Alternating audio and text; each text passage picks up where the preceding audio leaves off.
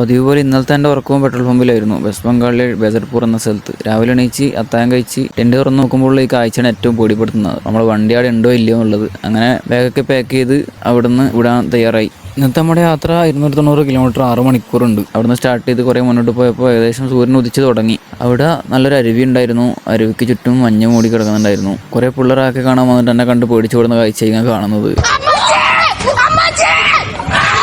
Last ഞാൻ ഒരു ടാറ്റ ആക്കിയപ്പോൾ ചെക്കൻ തിരിച്ച് ടാറ്റ ആക്കി. അങ്ങനെ അവിടുന്ന് അങ്ങനെ കുറച്ച് കാഴ്ചകളൊക്കെ ഒപ്പിയെടുത്ത് ഏകദേശം പോക്കറ്റ് നിറഞ്ഞെന്ന് കണ്ടപ്പോൾ ഞാൻ അവിടുന്ന് തിരിച്ചു.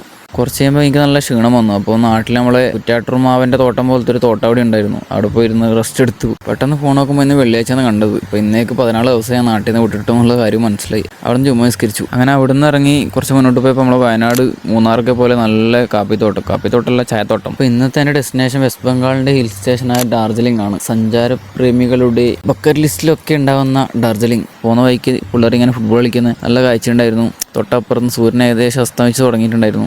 ഡാർജിലിംഗ് എത്തുന്നതിന് മുമ്പുള്ള ഒരു സിറ്റി ആയിട്ടുള്ള കുർസോങ് എത്തുമ്പോഴേക്ക് നോമ്പ് തുറക്കുന്ന സമയമായിട്ടുണ്ടായിരുന്നു. അപ്പോൾ ഒരു പള്ളി തപ്പിപ്പിടിച്ച് അവിടെ കയറി. ഏകദേശം നമ്മുടെ നാട്ടിലേക്കാട്ടി 1 മണിക്കൂർ നേരത്തെ അവിടെ വാങ്ങി കൊടുക്കുക. അപ്പോൾ അവിടെ ഇങ്ങനെ ഉസ്താദെല്ലാം സെറ്റാക്കി വെക്കുന്നുണ്ട്. ഞാൻ എന്നെ വിളിക്കുന്ന വെച്ച് ഇങ്ങനെ കാത്തുനിന്നു. കുറച്ച് കഴിയുമ്പോൾ ഉസ്താദിനെ വിളിച്ചു. അവിടെ പോയി ഇരുന്നു. അവിടെ പറക്കുന്ന ഉമ്മ തരുന്ന പോലെ 3 പ്ലേറ്റിലായിട്ട് അവിടെ നിന്ന് സാധനം തന്നിട്ടുണ്ടായി. അങ്ങനെ നാട്ടിലെ ഗ്രൂപ്പിൽ ഇങ്ങനെ ഞാൻ 1 മണിക്കൂർ നേരത്തെ നോമ്പ് കുറിക്കുന്ന കാര്യമൊക്കെ ഇട്ട് അവിടെ നിന്ന് പിന്നെയും കുറച്ച് മുന്നോട്ട് പോയപ്പോൾ സൈഡിൽ നിന്നുണ്ട് അവർ തന്നെ ഇങ്ങനെ തീ ചൂടാക്കുന്നു. നല്ല തണുപ്പുണ്ടായിരുന്നു. ഏകദേശം 13 ഡിഗ്രി തണുപ്പുണ്ടായിരുന്നു.